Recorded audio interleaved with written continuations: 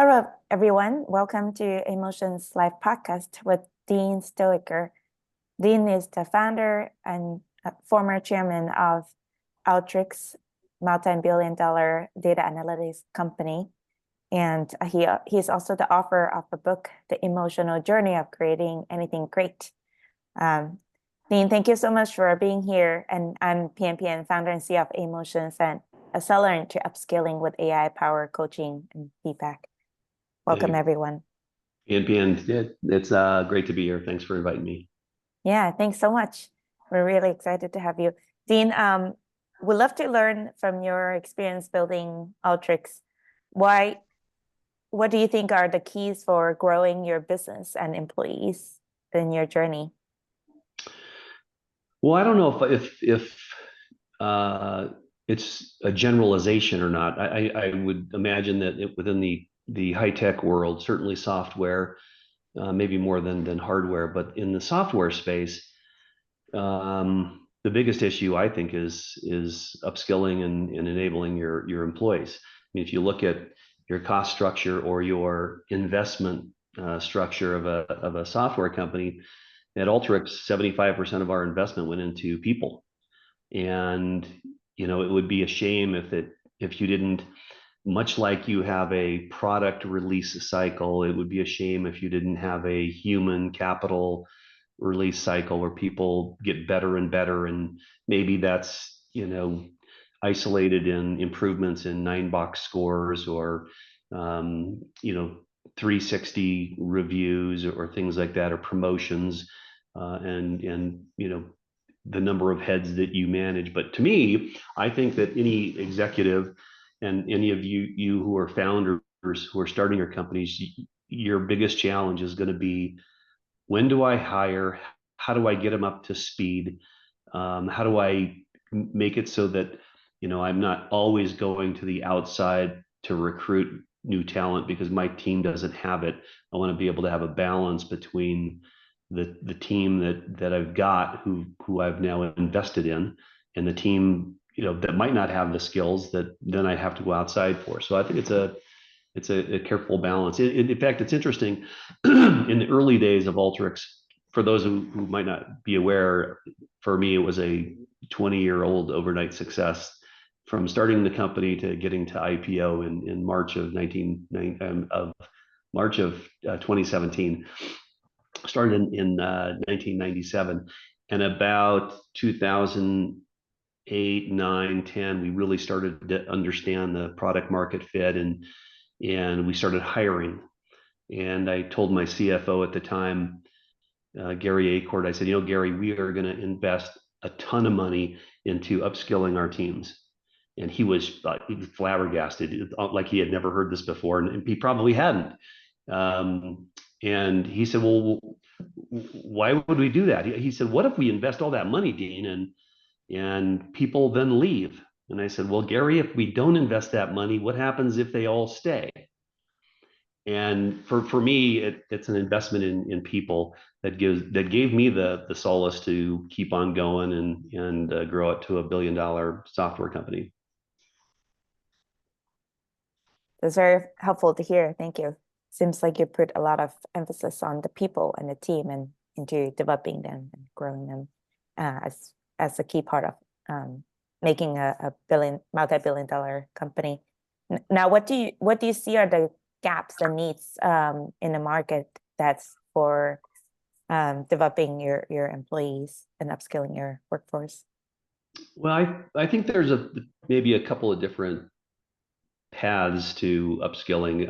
There's the simple path of enabling, and if you're hiring students right out of college and this is their first job, the enablement process is very different than if somebody has on their third or fourth career move and understand what the complexities might be around simple things like expense reporting, or doing employee reviews, or understanding security measures within the company. If it's a new employee, there's a lot more to it than that, because you're teaching these people things that they've probably never heard or never learned in university. So on one hand, it's enabling folks, I think, on all the common just business processes that bog people down. And you can't have expensive mentors talking to new recruits or new employees about the things that should be pretty automated. And AI is I think a perfect uh, augmentation of that enablement for these folks. The second part of it is true upskilling, where instead of having the mentor explain how to fill in an expense report, you're better off having the mentor talk about how to make career choices, and how do you inspire teams, and how do you put yourself into a career path, a career learning path to take your boss's role within the next 5 years. And to me, that's sort of the magic, the enablement of the simple and the enablement of the more complex. And maybe one is partly related to IQ and the other one is related to EQ, but you've got to upskill people along the way. Otherwise they do leave. They want to feel like they're invested in. And when I started Alteryx, we didn't have modern day tools. I don't even know if PeopleSoft was around back in 1997, but all the modern learning and development platforms that exist today, any of the AI components like Emotions has, weren't around back then. And even just really rudimentary human capital management platforms like Workday or Success Factors, they just weren't around. So we had to kind of learn it as we went until we've kind of figured it out. And today it's more complex, I think, because the tech stacks in software companies are infinitely, I think, more sophisticated. Fortunately, they all have APIs so that you can have your algorithms trained on more data in anticipation of more questions from a variety of different associates, with various tenure within the company. But back in 19, this goes way back to like 1988. I was with a company called Donnelly Marketing, and Dun and Bradstreet sold us to a software company up in Santa Clara, and I had a sales integration effort between two sales forces, and I hired a consultant. And it was the most important thing I think I ever learned from a consultant. He said, there's only one of two states you can be in. You're either composing or you're decomposing. And so when I heard that, it was like, okay, I don't have all the tools available to me to go have somebody force me to learn. So I have to go kind of learn this on my own. And it became a discipline.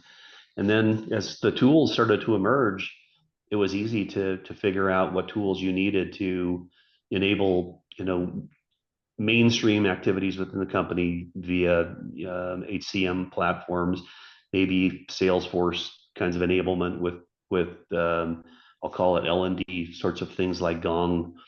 I mean, there's a whole bunch of tools that exist today, but the choices are many, and you have to be careful about what your expected returns are going to be. Because we know what happens if you don't enable your workforce. They either leave because they're disenchanted, or they stay and you don't get the results that you expect. Yeah. Yeah. And I mean, you made a good point about like the first part on like mentoring employees, and the managers and mentors can't always be available. That's when AI comes in to be kind of the AI mentor and buddy there.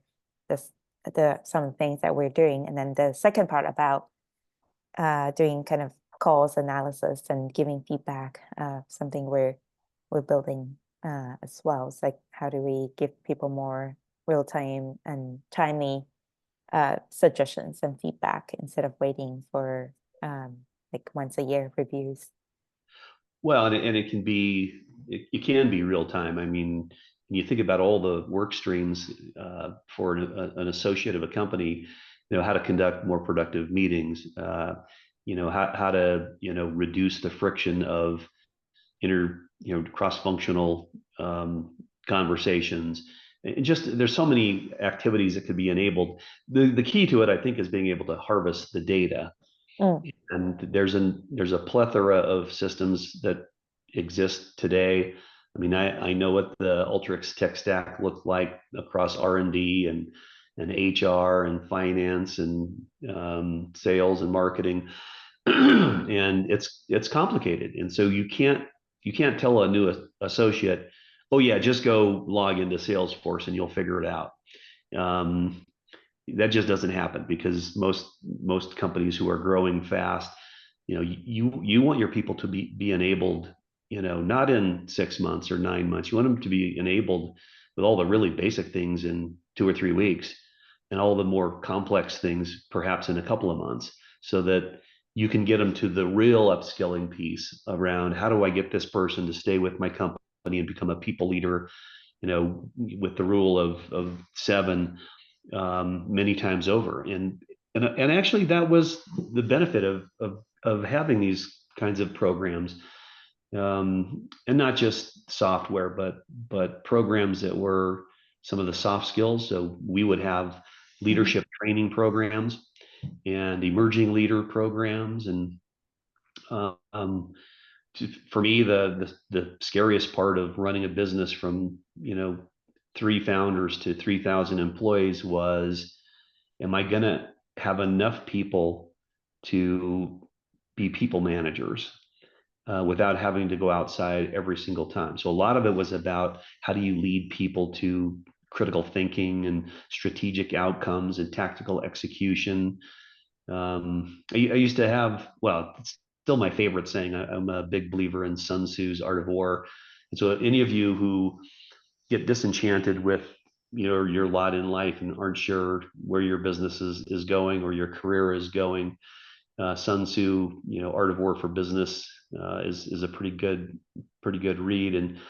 And he had a phrase, Bing Fa, and I established all of my strategic meetings around the name Bing Fa. And it stands for: strategy without tactics is the slowest route to victory. Tactics without strategy is the noise before defeat. And so the upskilling of workers has to combine the strategic imperatives and the outlook of the company along with the tactical execution. And to me, that's where rubber meets the road. And if you have your mentors working on those things and not teaching them the rudimentary kinds of onboarding skills that they need to survive in a large company, large, fast growing company, I think that's the magic. Now, how would you suggest companies to leverage the data that companies have accumulated over time to grow their business and grow their employees? Well, I think, being in the data and analytics business, it's funny, when I started Alteryx, I had been through I worked for 3 data companies: Nielsen, Dun & Bradstreet, and Donnelly Marketing. And I would tell these, after selling data for a long time, I realized that there's no value in raw data. The only way, the ultimate value in data or content is when it becomes ubiquitous, when everybody can touch it and play with it and understand it and get meaningful answers for bigger outcomes. And so the companies I worked with, they said, all right, well, if that's true, then let's take $1 of investment and we'll put 33 cents into data, 33 cents into software, and 33 cents into analytics. And lo and behold, it became, mediocre at everything. And so in starting Alteryx, it was all about harnessing the power of the data to get better insights to deliver bigger outcomes, whatever those outcomes are, whether it's improving the development skills of employees, to improving burn rates in R&D, to the closing schedules for the finance team, to funnel management and marketing. It's all about the data. So having a data first approach, I think, is particularly important. There's a company actually that I also mentor called Data Camp. And that's their sole purpose, is to enable employees from a data perspective.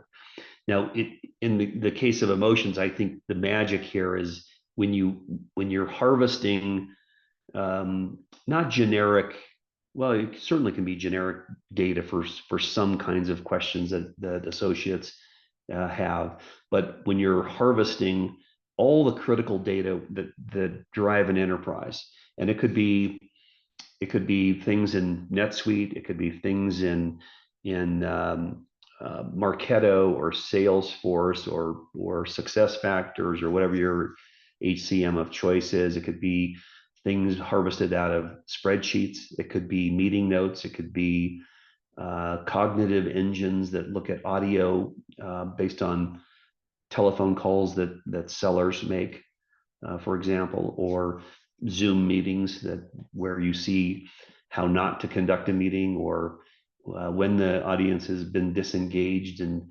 what reactions there are to PowerPoint decks that are 100 pages long versus decks that are 3 pages long, which was kind of my favorite. I always like to just have a single picture on a single page, and I would try to limit my decks to five slides for even our most important meetings, because people won't remember the 100-page deck, and so teaching people these sort of EQ skills, I think, is particularly important. So the key is to kind of gather specific scenarios and data that's relevant to someone's job and situations, and then figure out how to use it for particular situation. Well, that for sure. And I think even with generative AI, you can actually have you can make recommendations on what other data could be valuable for an algo to consume and get trained on. Because most people look at their SharePoint stack, for example, and aren't really sure what to do with it. But within SharePoint, if you've built a legacy around SharePoint for many years and thousands of employees, there's a lot of data there that will give you insight on what not to do, what to do, when to do that thing, or when not to do that thing. But harvesting the data, I think, is critical, and that's why companies should never get rid of data. Storage is cheap, even cloud storage is reasonably cheap, and so I would just keep the data as long as possible, because when you start integrating various data sets, it becomes super powerful for machine learning algorithms. Think about the longitudinal data of an employee who's been with your company for 20 years, who's now had 7 different successive roles, each more important in nature. You want to be able to harvest all of that data. It's on my notebook here. I've got 25 years of Alteryx data, and you would be surprised at how often I go back. While I'm not a machine learning guy myself, you'd be surprised at how often I go back to look at notes to find out what was done differently, and why was this program or this project a success and this one wasn't. It's amazing. Now, what do you think was the key for Alteryx to find product market fit? Well, we did a lot of testing, and for entrepreneurs, I think that is, in my book, I talk about the dark fucking swamp of despair. Excuse my language. But you will all go through it. I went through it many times, where you start a business and there's these peaks of enlightenment, and then there's these troughs of disillusionment, and then you get to the point around not being able to figure out the most critical steps. And I think usually the inability to find the product market fit is what skewers most entrepreneurs. And for me, it was a lot of testing. I actually didn't. We were creating, much like you're creating a new space. This is a brand new, field. Machine learning has been around forever, but using it for what you're doing here at Emotions is very different. And when you democratize anything, you can expect that there'll be, challenges along the way. I think it was Clayton Christensen who talked about disruptive innovation, and it's on the surface it's very simple. In actuality, it's kind of hard. On the surface, it's, how do we take an old practice that was relegated to a few and democratize it for the many? We did that at Alteryx. We took the data science practice and said, well, we're never going to solve the world's biggest problems if we only have 2 million trained PhD statisticians in the world. So let's activate the 50 million citizen data scientists who don't even have analysts behind their name. They might be someone in HR or finance or DevOps. And all of a sudden, we've now activated through simple UI, UX, the ability to build models, to extract data, to give better insights, to get bigger outcomes.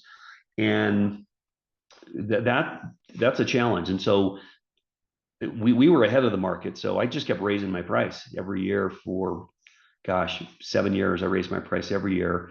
I was solely doing it because I hadn't raised money for 14 years. I was self-funded. And it was pretty amazing because at the end of the line, I was really trying to figure out price elasticity. How much would people be willing to pay for this platform to solve, high value use cases? I can think of, a Walmart store, for example, in their real estate division. To build a Walmart store, costs you $70 million. And if you put it in the wrong location, it'll cost you another 70 million to shut it down. And it has a deleterious impact on all the adjacent stores. So using complex spatial modeling, we help them figure that out. But I was only adding 9 logos a quarter at $55,000 a seat. And I said, okay, so we now have a UI UX that makes people's heart palpitate. Much like UI UX is going to be super important for people in AI or who are leveraging AI, because nobody really cares about what's happening behind the scenes. All they care about is a responsive and accurate answer to the question that they happen to be asking. And so I did a bunch of price testing, and we lowered our price. We were $30 million in revenue at the time. And I changed the price in 2014. Went from 55,000 a seat down to 5,000 a seat, and we instantly went from 9 logos a quarter to north of 250 logos a quarter.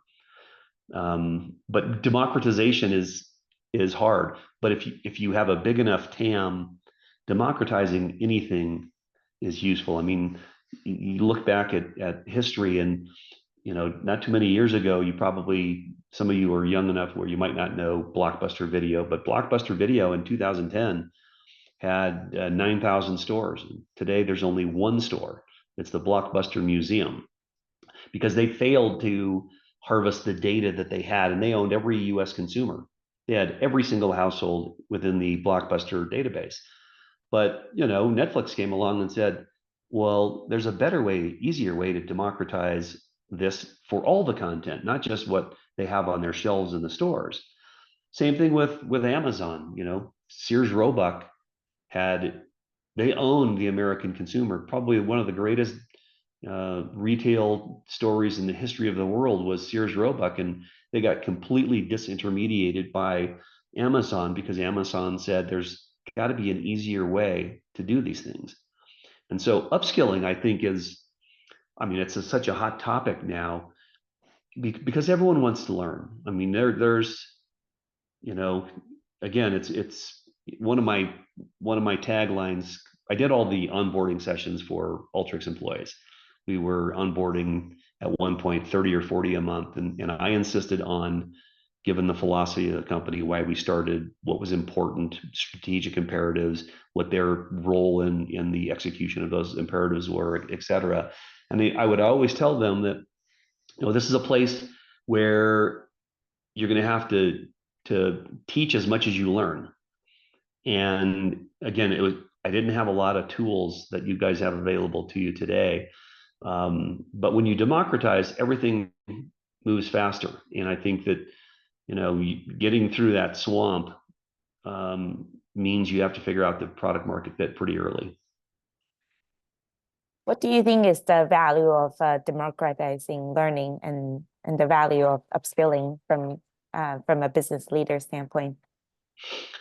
Well, I mean, there's a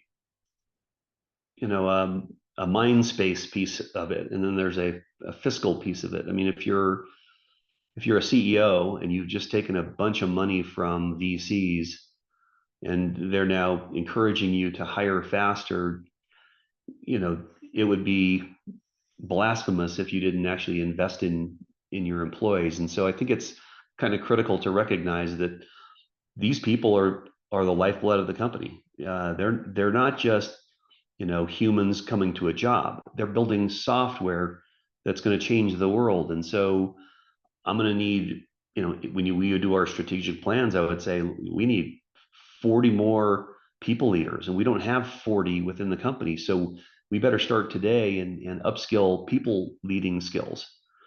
And my philosophy with people that I would hire was that you make sure you have the right framework for what leadership means. Great leaders aren't people who have a large number of followers. That's kind of irrelevant. Great leaders are people who build leaders themselves. And I don't think that technology alone can do it, and I don't think humans alone can do it. I mean, you have to have, the human has to be involved in AI for AI to actually be successful. I mean, if you go back to the Imitation Game and Alan Turing in World War II, I mean, he was the biggest naysayer around. He thought the singularity would happen back in the 50s. Well, you can't really get to singularity as long as you're upskilling the human. And my contention is if you have constant learning, because you can't learn less, you can only learn more. And if you have constant learning, lifelong learning, singularity will never come to pass. Not in my opinion.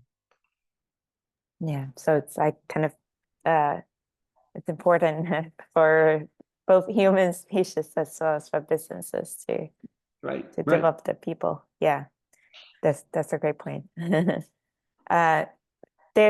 We have a question from the audience that submitted earlier. What was the biggest obstacle you encountered when you were building Alteryx, and how did you overcome that? Well, honestly, for me, it was all around upskilling. It was making sure my team understood the relevance of defining strategy and then executing against it. And for the first maybe 7, 8, 9 years, my team was great. I had to swap my team out, at 20 million, at 50 million, even the 30 days before and after the IPO, I had to swap out pretty much all of my team, because some people, even with limitless learning capabilities and opportunities through AI, for example, some people just kind of get to the Peter principle and they tap out, which is fine. You should expect that as well. I mean, not everyone is going to be able to learn in a way that you can leverage their newfound expertise in the company. Some people just don't have that.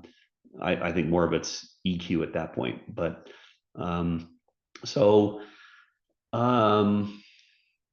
now I forgot what the question was. The question was, what was the biggest obstacle you encountered when you were building your company, and how did you overcome that?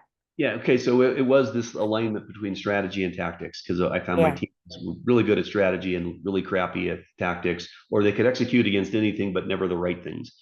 And so my approach to it was this Bing Fa strategy meeting. It was an annual event, but it quickly turned into a quarterly, and then a monthly, and then it became a kind of the driving force for my leadership meetings every Monday. Actually, in our case, it was every Friday. We had our leadership meetings, and that was sort of the defining moment. I would take our team, people who are great tactically, people who could solve almost any problem. You take them to leadership training programs. Franklin Covey was one back in the day that I used a lot. And, I had people who were experienced business leaders that would say at the end of a 3-day event, well, Dean, I don't really understand why revenue is important. And I would say things like, okay, how about I stop paying you and then you let me know when it is. And so when you hire people, you think they have all these skills. They don't actually have all these skills. I think you have to teach them these skills. And it can't be just telling them things. It's not a table that you look up in Workday and you say, oh, okay, I get it. It has to be a mantra from the CEOs and the founders where you got to tell them 10 times. And it's not just describing, what you want them to do. It's helping them, believe in why they're doing it. Most people never remember what you say. They'll remember how you make them feel. And that EQ side of leadership is really hard. I don't think it's innate. I think it has to be learned.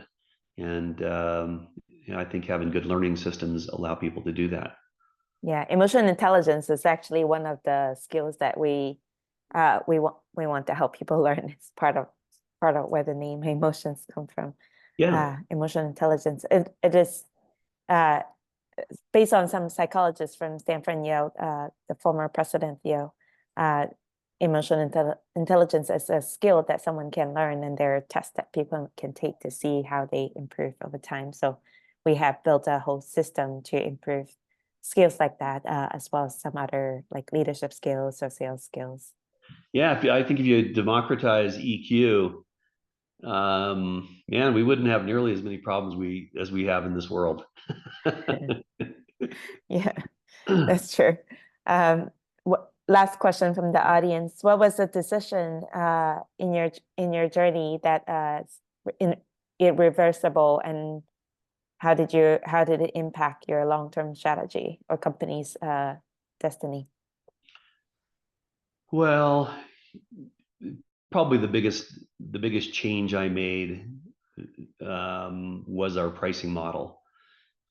Usually people test out, their go-to-market. Even if you get your go-to-market right, the pricing and packaging components are, I think, really difficult. Unfortunately, I did it probably too late. I did it at 30 million in revenue, and I had customers who were paying 55,000 a seat 30 days ago, and now I'm selling it for 5,000 a seat. So I ended up giving a lot of free software to the previous customers, but it was still a seminal moment because I think we learned that solving problems, it has a price for sure, but we weren't sure what that price was. And when you democratize it to the 50 million, it had to be something much lower to take friction out of the sales process. So, and there were many others. There were, this dark swamp is something that creeps up on you, and and it's not just in business. When I wrote my book, I realized in traveling the world that we all want to create something great. My masterpiece was a business, but someone else's masterpiece might be a relationship, a family, a career. It could be a friendship. And to build anything great, you've got to go through this emotional journey to get there. And I think CEOs and founders who have too much hubris, who don't want to learn themselves, I think that becomes the downfall in getting you through the swamp. And I've been a big believer in online learning. I went to university. I went and got my master's, and frankly, I don't remember anything about any of the classes other than organizational design, which I used all the time in building Alteryx from no employees to 3,000 employees. But I think it begins with leadership recognizing that upskilling is an important fact of life for them personally. And if they don't see it as a core competency they have to have themselves, they're never going to democratize it internally. But all you got to do is look at the fact that you're spending 75% of your money on people, and you're trying to sell products made by people to other people. And so having people who are skilled with this ambition and curiosity around, what else should I do, and how else can I do it, and who do I talk to, and how do I get out of this quagmire of learning simple things in the company so I can spend my time learning more sophisticated things that actually help my career and help the company. That's great. Thank you. How did you get out? How did you get yourself out of emotional swamps, or you have advice for people when they are in that? That's a great question. I was blessed in that I was raised in a family where there was eternal optimism, that no problem couldn't be solved. There was nothing that couldn't be achieved, and some of it was faith, and certainly my family, and I mean, there were days when we first started in Alteryx. You go, all of the founders will go through this point of going from being the hunter to being the hunted. As soon as they figure out that you're taking their business, they're all going to be coming after you. And I was in a pretty dark place back in 2007 and 8, and I didn't have lunch. I would walk to either end of the street, Glacel, in the circle in orange, and on one end was a Catholic church, and the other end was a Lutheran church. And to me, I don't care what religion, as long as you believe in God. And so I would walk to one of the churches almost every day, thinking, how else am I going to get out of this? And I think that's the defining moment. People tend to quit when they get into that really, really tough spot. And I think quitting, it only serves one purpose. It keeps you from seeing success. And so you're better off upskilling yourself to figure out, who do I have to talk to? How do I have to react?